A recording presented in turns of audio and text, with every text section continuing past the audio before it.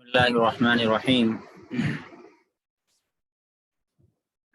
رسالت کے بارے میں یہاں سے ذکر ہے۔ آواز نہیں آ رہی؟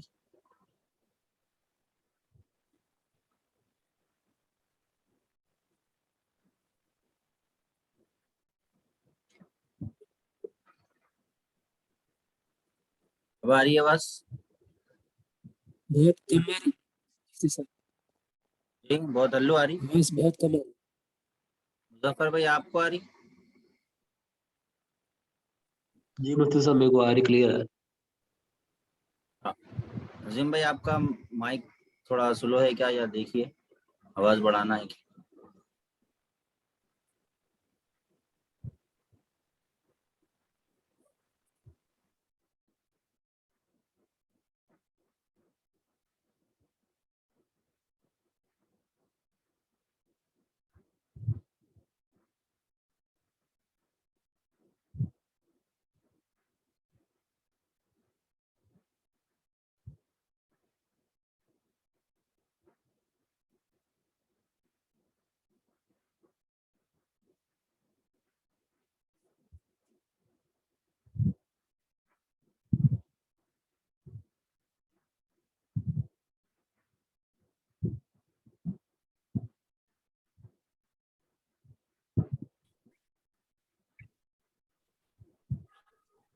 ابھی آ رہی ہے آواز؟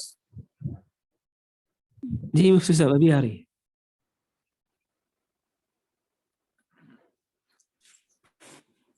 تو یہاں سے رسالت کے بارے میں ذکر ہے۔ اللہ تبارک و تعالیٰ نے بہت سارے رسولوں کو بھیجا، جس کی کچھ تفصیل پچھلے بھی آ چکی ہے۔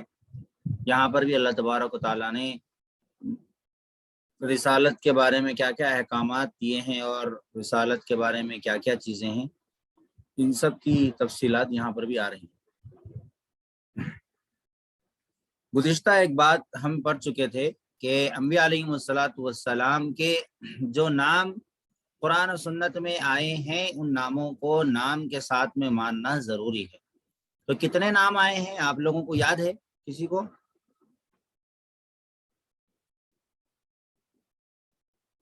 کتنے نام ہیں جو قرآن و سنت میں آئے ہیں انبیاء کے؟ کسی کو یاد ہے تو انمیوٹ کر کے بولیے۔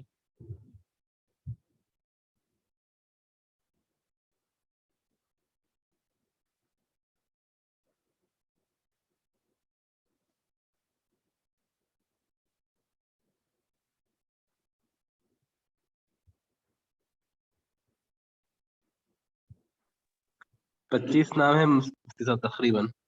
25 نام ہے، جی جی۔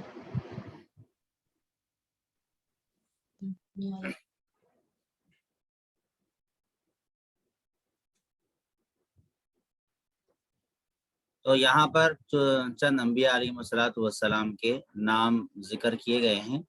ان انبیاء علیہ والسلام کے ناموں کو آپ حضرات بھی پڑھ لیجئے۔ بہت سارے نام تو معلوم ہی ہیں، قرآن میں بھی آئے ہیں، آپ لوگ بھی پڑھ سکتے ہیں۔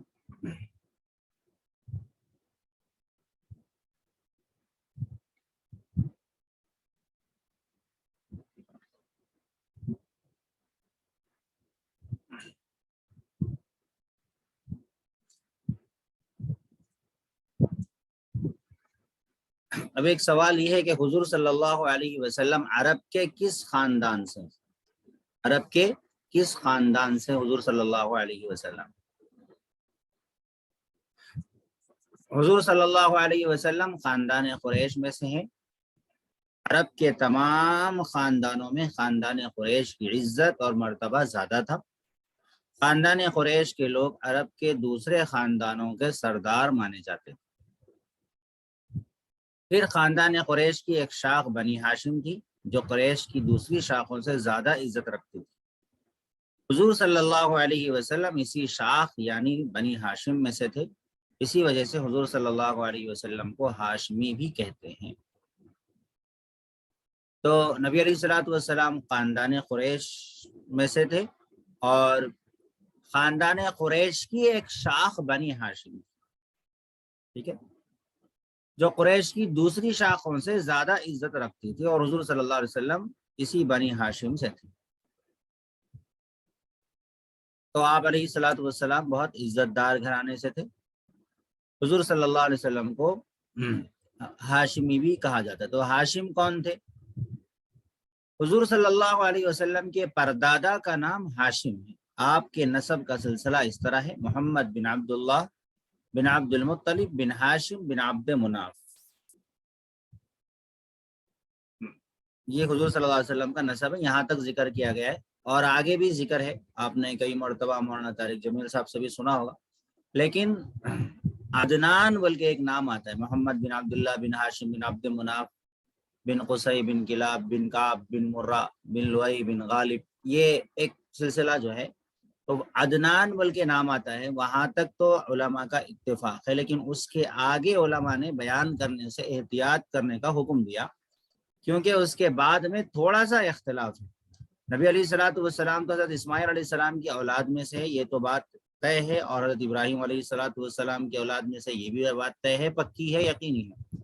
لیکن بیچ میں کچھ نام یہ ہے کیا وہ ہے، وہ ہے کیا یہ ہے، نام ایسا ہے کیا ویسا ہے، اس سلسلے میں اختلاف ہوئے ہیں.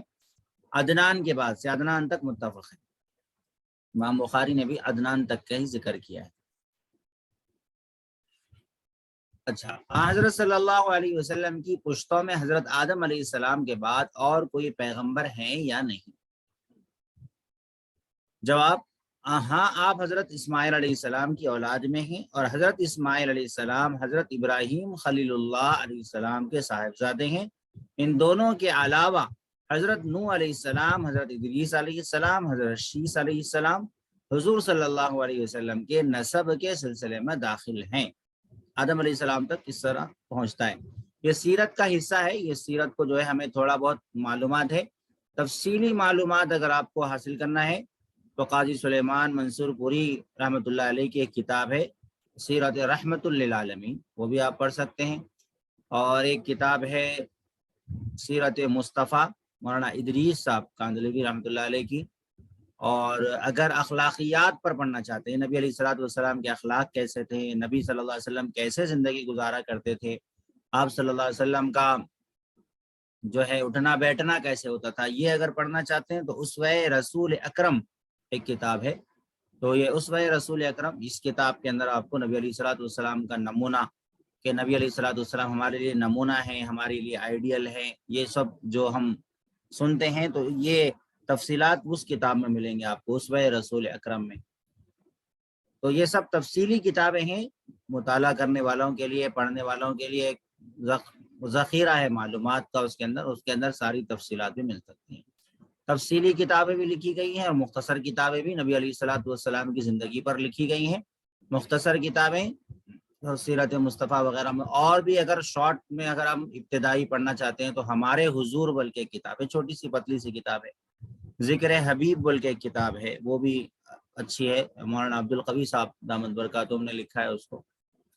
اور اسی طرح رحمت عالم صلی اللہ علیہ وسلم، یہ بھی کتاب، یہ مختصر، بہت ہی مختصر کتابیں ہیں، لیکن اس کے اندر ایک دریا بکوزہ، یعنی ایک تفصیلی موضوعات کو چھوٹے چھوٹے انداز میں اور چھوٹی چھوٹی کہانیوں کی شکل میں بیان کیا گیا ہے حضور علیہ الصلوۃ والسلام کی زندگی کو. تو یہ سیرت کو ہمیں پڑھنا بھی چاہیے، سننا بھی چاہیے، گھروں کے اندر سنانا بھی چاہیے، خاص طور پر اسوہ رسول اکرم. اور اسی طرح بچوں کو جو ہے ہمیں کہانیاں وغیرہ سنانا ہے تو حضور صلی اللہ علیہ وسلم کی جو قصے وغیرہ ہیں وہ بھی سنا سکتے ہیں. اور اسی طرح انبیاء علیہ الصلوۃ والسلام کے قصے بھی ہم سنا سکتے ہیں. انبیاء علیہ الصلوۃ والسلام کے قصوں کے لیے قصص الانبیاء بلکہ ایک کتاب ہے، اردو کے اندر بھی ہے وہ. اور اسی طرح حضرت آدم سے محمد تک بلکہ ایک کتاب ہے صلی اللہ علیہ وسلم، یہ کتاب ہے. اس کتاب کو بھی ہم سامنے رکھ کر بچوں کو قصے سنا سکتے ہیں. تو یہ بہرحال سیرت کی کتابیں بہت ساری ہیں، یہاں پر مختصر ذکر ہے، اسی کو ہم پڑھنے پر اکتفا کریں گے انشاءاللہ.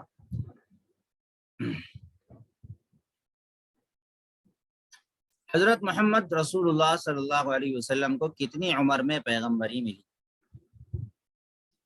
حضور صلی اللہ علیہ وسلم کی عمر مبارک 40 سال کی تھی کہ آپ پر وحی نازل ہوئی. وحی کس کو کہتے ہیں؟ وحی کے بارے میں گزشتہ بھی میں نے ذکر کیا کہ وحی سے کیا مراد. وحی سے مراد یہ ہے کہ خدا تعالیٰ نے اپنے احکام اور اپنا کلام حضور صلی اللہ علیہ وسلم پر اتارنا شروع کیا. وحی خاص طریقے سے آتی تھی، کبھی فرشتہ آتا تھا، کبھی اللہ تعالیٰ اپنی ڈائریکٹ جو ہے نبی علیہ الصلوۃ والسلام کے دل پر اتارتے تھے، کبھی فرشتہ اپنی اصلی شکل میں آتا تھا، کبھی حضرت دحیہ کلبی کی شکل میں آتے تھے، تو اس طریقے سے آتے تھے اور وہی نازل کرتے تھے۔ اللہ کی طرف سے خاص جو اشارہ ہوتا ہے، خاص جو الفاظ نازل ہوتے ہیں انبیاء پر، اسی کو وحی کہا جاتا ہے، اور یہ وحی انسانی زندگی کے لیے بے حد ضروری ہے۔ وحی نازل ہونے کے بعد کتنے دنوں تک حضور صلی اللہ علیہ وسلم زندہ رہیں؟ 23 برس، 13 سال، 23 برس آپ صلی اللہ علیہ وسلم زندہ رہے، یعنی 40 سال میں تو آپ پر وحی نازل ہونا شروع ہوئی، 40 سال میں آپ نبی بنائے گئے، تو 40 کے بعد 23 سال زندہ رہے۔ تو 23 برس میں وہ انقلاب اور وہ تبدیلیاں رونما ہوئی جو پھر پوری دنیا میں اسلام پھیلا، پھر اسی کے ذریعے سے۔ تو 23 سال میں آپ صلی اللہ علیہ وسلم نے محنت کی پورے عرب پر، اور عرب سے شرک ختم ہو گیا۔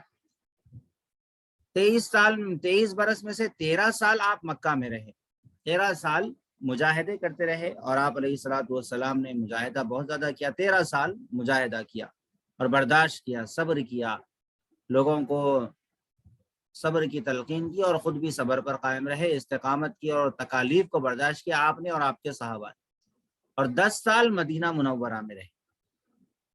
یہ 13 اور 10 یہ 23 ہو گئے، تو یہ پہلے کے 40 اور یہ 23 ملا کے خود کل حضور صلی اللہ علیہ وسلم کی عمر 63 سال تھی۔ اچھا، مدینہ منورہ آپ کیوں چلے گئے تھے؟ یہ تو ہم سنتے ہی رہتے ہیں کہ نبی علیہ الصلوۃ والسلام کو ستایا گیا، پریشان کیا گیا، تو اس کے بعد میں نبی علیہ الصلوۃ والسلام دین کی دعوت کو قائم رکھنے کے لیے اور لوگوں کی جو جان سے مارنے کی جو دھمکیاں تھیں اس سے بچنے کے لیے آپ علیہ الصلوۃ والسلام نے مکہ کو چھوڑ دیا۔ یہ تاریخ ہمیں خود بھی سیکھنا ہے، سمجھنا ہے، اور کہ کیا کیا حالات مکی زندگی میں پیش آئے۔ مکی زندگی میں آپ کو ستایا گیا، آپ کے صحابہ کو گھسیٹا گیا، آپ پر گندگیاں پھینکی گئی، طائف میں آپ کو پتھرے مارے گئے، سرداروں نے آپ کا مذاق اڑایا، آپ کو پاگل کہا گیا، مجنون کہا گیا، اور آپ علیہ الصلوۃ والسلام پر الزامات لگائے گئے۔ آپ علیہ الصلوۃ والسلام کو اتنا ستایا گیا کہ کسی اور کو اتنا نہیں ستایا گیا۔ آپ علیہ الصلوۃ والسلام کو بے شمار تکلیفیں دی گئی، اور صحابہ اکرام کو بھی گھسیٹا گیا، اور کئی صحابہ اکرام کو شہید کیا گیا، خواتین کو بھی شہید کیا گیا، اور تکلیفیں دے دے کر مارا گیا ہے، بے ہوش بھی کیا گیا ہے کئی مرتبہ حضور صلی اللہ علیہ وسلم کو اور حضرت ابوبکر صدیق رضی اللہ عنہ کو۔ یہ سب تکلیفیں آئیں، لیکن دین کے خاطر برداشت کیا، برداشت کرتے رہے۔ جب برداشت کی بھی حد پار ہو گئی تو پھر اپنے ملک کو چھوڑ دیا، اپنے وطن کو چھوڑ دیا، اور مدینہ چلے گئے۔ وہاں پر بھی پھر لوگوں نے ستانا شروع کیا، اور وہاں پر بھی لوگ ستا رہے تھے، اور باہر سے آ کر حملے کرنے پہنچے، تو پھر اللہ تبارک و تعالیٰ نے جہاد کا حکم دیا، اور پھر اس کے بعد میں اللہ تبارک و تعالیٰ نے جب جہاد کا حکم دیا تو پھر ایک اسلام کی اور مسلمانوں کی حفاظت کا وہ ذریعہ بنا۔ جہاد جو ہوتا ہے وہ اشاعت اسلام کے لیے نہیں ہوتا، بلکہ حفاظت اسلام کے لیے ہوتا ہے۔ تو حفاظت اسلام، حفاظت مسلمین، مظلوموں کی حفاظت کے لیے ہوتا ہے جہاد۔ جس طرح ہر ملک والا اپنی فوج رکھتا ہے حفاظت کے لیے، اسی طرح اسلام اپنے ماننے والوں سے بھی یہ کہتا ہے کہ اپنی حفاظت آپ کرو، اور اپنی حفاظت کا انتظام خود کرو، کیونکہ دوسری قومیں اللہ کا عدل انصاف قائم ہونے کے لیے کوئی موقع فراہم نہیں کریں گی، لہذا اپنی حفاظت خود کرو۔ تو اسی کو جہاد کہا جاتا ہے۔ تو پھر اس کے بعد میں جہاد بھی کیا گیا۔ تو مدینہ میں کچھ لوگ پہلے سے مسلمان ہو چکے تھے، اور وہ حضور صلی اللہ علیہ وسلم کے مدینہ میں تشریف لانے کے بہت زیادہ مشتاق تھے، شوق تھا ان کو، اور جب نبی علیہ الصلوۃ والسلام آئے تو آپ کا استقبال کیا گیا، اور آپ کو آپ کی شان میں جو ہے نعتیں پڑھی گئی، طلع البدر علینا وغیرہ وغیرہ، اور انہوں نے حضور صلی اللہ علیہ وسلم کی اپنی جان مال سے مدد بھی کی۔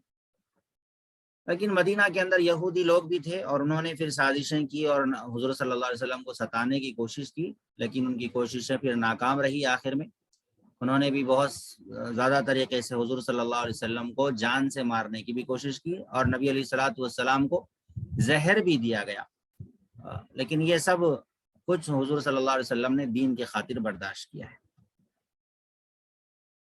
حضور کے مدینہ منورہ میں تشریف لے جانے کی خبر سن کر اور مسلمان بھی جن کو کافر ستاتے آ رہے تھے آہستہ آہستہ سب مدینہ منورہ چلے گئے۔ حضور صلی اللہ علیہ وسلم کے مکہ سے مدینہ منورہ چلے جانے کو ہجرت کہتے ہیں، اور اسی سے ہماری ہجری تاریخ بھی ہوتی ہے۔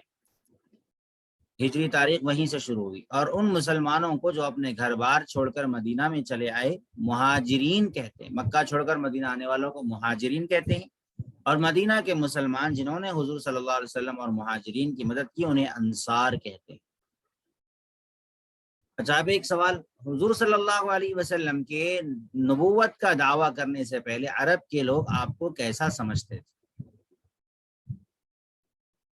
جواب، دعوی نبوت سے پہلے تمام لوگ آپ کو نہایت سچا، پاکباز، امانت دار شخص سمجھتے تھے، محمد امین کہہ کر پکارتے تھے، جس کا مطلب یہ ہے کہ آپ ان کے نزدیک بہت ہی معتبر اور سچے آدمی تھے، اور تمام لوگ آپ کی بہت عزت اور توقیر کرتے تھے۔ نبی علیہ الصلوۃ والسلام نے حجر اسود کو رکھنے کے سلسلے میں بھی فیصلہ کیا تھا۔ نبی علیہ جب عرب کے قریش نے جب کعبۃ اللہ کی نئی تعمیر کی تو حجر اسود کون رکھے، اس سلسلے میں جھگڑا ہوا تھا، تو حضور صلی اللہ علیہ وسلم کو انہوں نے جج بنایا تھا، کیونکہ وہ حضور کو مانتے تھے، اور حضور نے ایسا فیصلہ کیا کہ نکلی ہوئی تلواریں واپس میانوں میں چلی گئی۔ اور حضور صلی اللہ علیہ وسلم نے جب پہلی دعوت دی پہاڑ پر چڑھ کر، تو اس وقت میں نبی علیہ الصلوۃ والسلام نے قوم سے پوچھا تھا کہ کیا تم مجھے سچ مانو گے اگر میں تمہیں یہ خبر دوں کہ میرے پیچھے ایک لشکر آ رہا ہے جو تمہیں نظر نہیں آ رہا ہے، تو کیا تم اس بات کو سچ سمجھو گے؟ انہوں نے کہا کہ ہم نے آپ کو سچائی کے علاوہ کچھ بولتے نہیں دیکھا، آپ سچے ہیں، ہم بالکل آپ کی بات کو یقین کریں گے آپ کی بات پر۔ حضور صلی اللہ علیہ وسلم نے پھر اپنی دعوت رکھی۔ تو اس سے پہلے یعنی نبوت کے دعوے سے پہلے نبی علیہ الصلوۃ والسلام کی زندگی پاک باز تھی۔ تو ہوتا ہے نا کہ بھئی آدمی جو دعویٰ کر رہا ہے یہ آدمی کس طریقے کا ہے، کوئی ملحد یا کوئی ایتھیسٹ، کوئی بددین آدمی یہ سوال کر سکتا ہے کہ ہو سکتا ہے کہ یہ انہوں نے جو ہے اپنی حکومت کی خاطر یا پھر اپنے آپ کو بڑھانے کی خاطر، اپنی دنیاوی ترقی کی خاطر انہوں نے اس طریقے کے جھوٹی نبوت کا دعویٰ کیا ہو، اس طریقے سے کوئی کہہ سکتا ہے، لیکن یہ کہنے کی گنجائش اس وقت باقی نہیں رہتی جب نبی علیہ الصلوۃ والسلام کی نبوت سے پہلی والی زندگی کو اگر ہم دیکھیں گے تو جو آدمی مخلوق کے بارے میں جھوٹ نہ کہتا ہو، معمولی سی کاروبار میں ادھر ادھر نہ کرتا ہو، امانت میں خیانت نہ کرتا ہو، وہ اللہ کے بارے میں کیسے جھوٹ بول سکتا ہے کہ اللہ کا پیغام اس کے پاس آئے گا؟ تو جو پہلے بھی اچھا ہو تو وہ بعد میں بھی اچھا ہوگا۔ تو جس کی گواہی خود دشمن بھی دیتے تھے، خود نبوت کے بعد میں جو لوگ نبی نہیں مانتے تھے لیکن نبی نہ ماننے کے باوجود بھی آپ علیہ الصلوۃ والسلام کے اخلاق کو مانتے تھے، آپ علیہ الصلوۃ والسلام کی امانت دیانت کو مانتے تھے، اور آپ علیہ الصلوۃ والسلام پر اپنی امانتیں رکھواتے تھے، تو یہ خود اس بات کی دلیل ہے کہ حضور صلی اللہ علیہ وسلم نبی ہیں اور آپ کو نبی بنایا گیا ہے۔ اچھا، اب اس کے بعد ہے ایک سوال کہ اس بات کی کیا دلیل ہے کہ حضرت محمد صلی اللہ علیہ وسلم سب سے پچھلے یعنی آخری پیغمبر ہے اور آپ کے بعد کوئی نیا نبی نہیں آئے گا؟ اول یہ کہ قرآن مجید میں اللہ تعالیٰ نے آپ کو خاتم النبیین فرمایا ہے۔ خاتم النبیین آپ علیہ الصلوۃ والسلام کو قرآن مجید نے خود کہا، یہ خود بڑی دلیل ہے، جس کا مطلب یہ ہے کہ آپ تمام پیغمبروں میں آخری پیغمبر ہیں۔ دوسرے کہ حضور صلی اللہ علیہ وسلم نے فرمایا انا خاتم النبیین لا نبی بعدی، کہ میں پچھلا یعنی آخری نبی ہوں، میرے بعد کوئی نبی آنے والا نہیں ہے۔ تیسرے یہ کہ اللہ تعالیٰ نے قرآن مجید میں فرمایا الیوم اکملت لکم دینکم واتممت علیکم نعمتی ورضیت لکم الاسلام دینا۔ یہ دلائل آپ لوگ یاد کر لیجئے اچھے سے، میں کبھی بھی پوچھوں گا انشاءاللہ تو آپ لوگ بتائیں ان دلائل کو۔ الیوم اکملت لکم دینکم یعنی آج میں نے تمہارے لیے تمہارا دین کامل کر دیا اور اپنی نعمت تمہارے اوپر پوری کر دی اور تمہارے لیے دین اسلام کو پسند کیا۔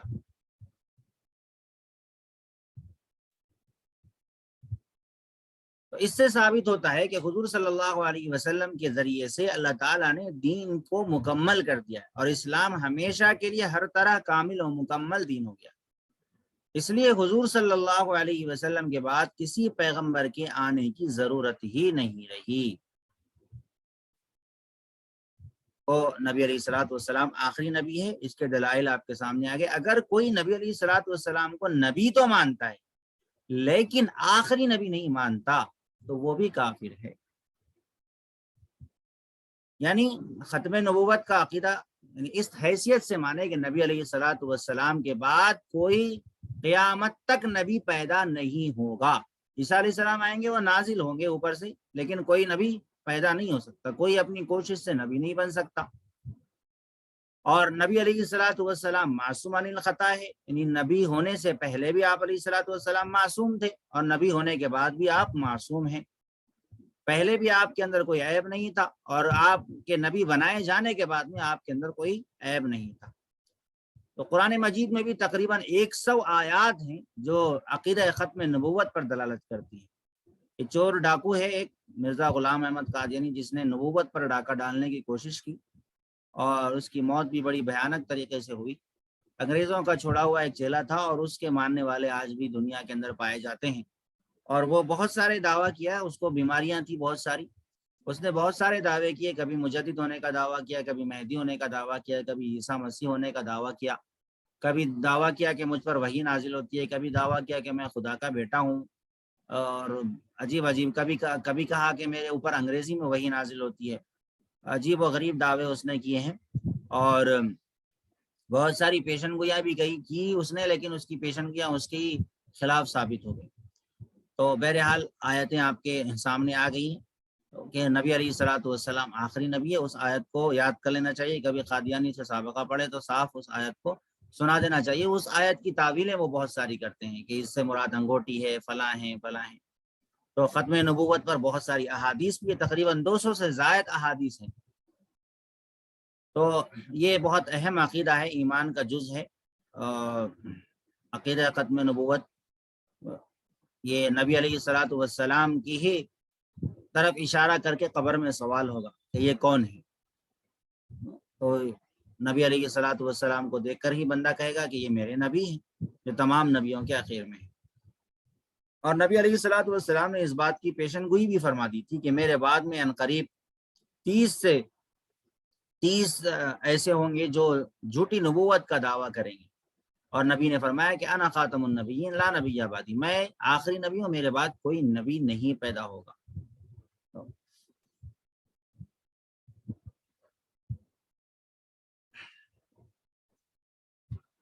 اچھا، آخری ایک سوال ہے، اس بات کی کیا دلیل ہے کہ حضرت رسول خدا صلی اللہ علیہ وسلم تمام پیغمبروں سے رتبے میں بڑے ہیں؟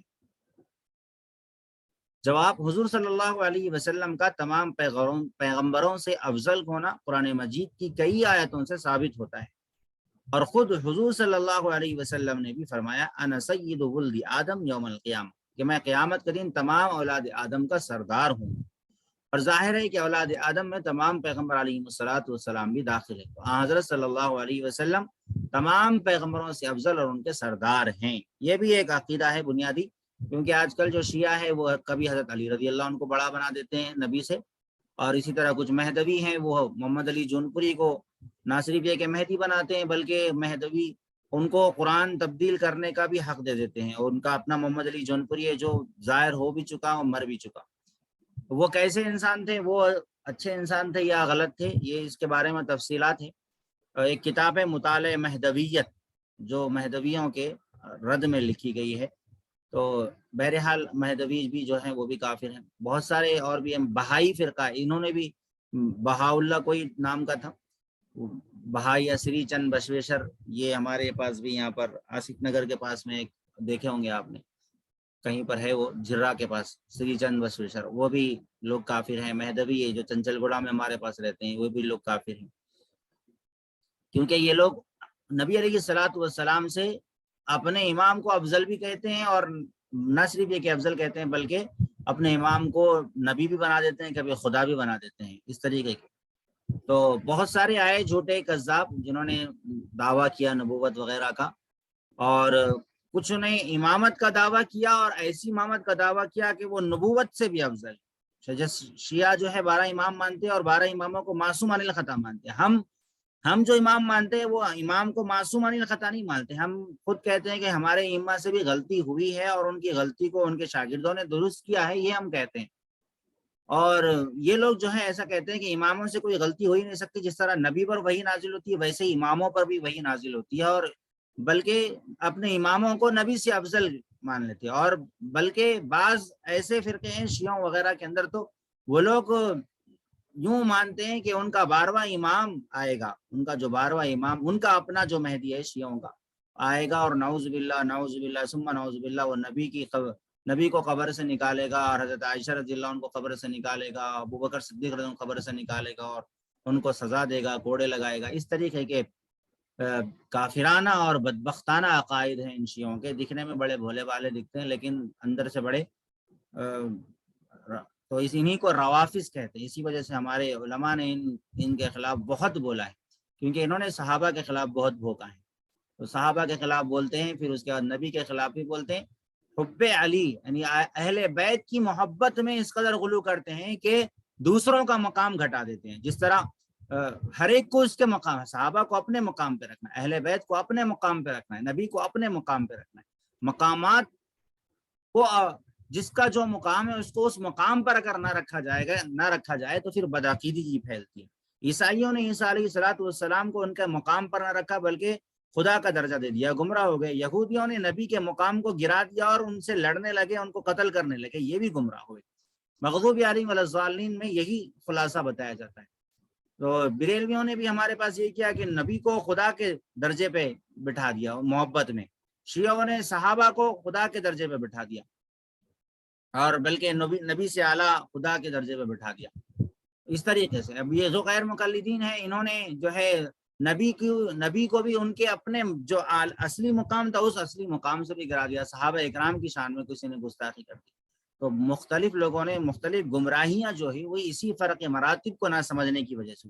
ہر ایک کو اپنے اس کے مقام میں رکھو، جس کو جو مقام ہے وہ مقام میں اگر نہیں رکھیں گے تو پھر گمراہیاں پھیلائے گی. تو بہرحال ہمارا عقیدہ یہ ہے کہ نبی علیہ الصلوۃ والسلام امام الانبیاء ہے. آپ کو معراج میں سارے انبیاء کی امامت کا موقع ملا، اور خود نبی علیہ الصلوۃ والسلام نے کہا نا سید ولد آدم یوم القیامہ، قیامت کے دن تمام اولاد آدم کا سردار ہوں گا. اور نبی علیہ الصلوۃ والسلام کو شفاعت کبریٰ بھی ملے گی کہ جب حساب و کتاب شروع ہی نہیں ہوگا قیامت میں، اس وقت میں لوگ پریشانی کے عالم میں ہوں گے، تو حساب شروع کرنے کے لیے نبی علیہ الصلوۃ والسلام شفاعت کریں گے. اسی کو مقام محمود اور شفاعت کبریٰ بھی کہا جاتا ہے.